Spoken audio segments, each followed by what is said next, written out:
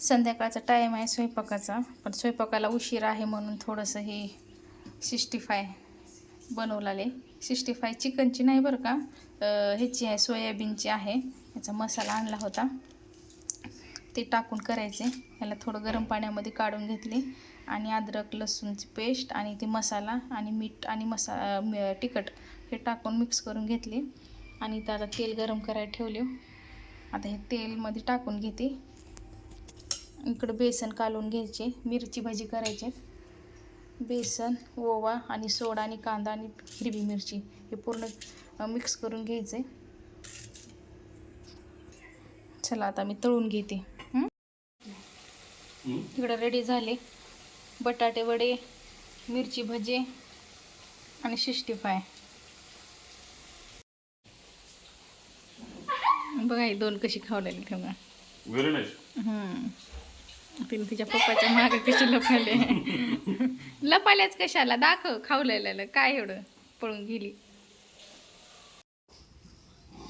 तयार झालं सगळं, आता आम्ही खातोय. चला.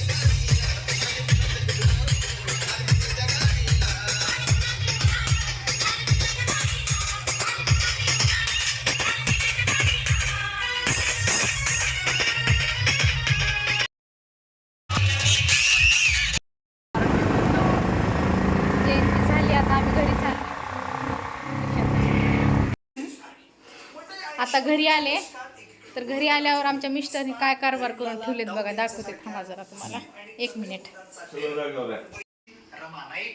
आता हो का ही रमना बघा, हो का आता हो का रमना काय कांदे बिंदे कापलेत माहित नाही काही देऊन ठेवल्या ती तसंच.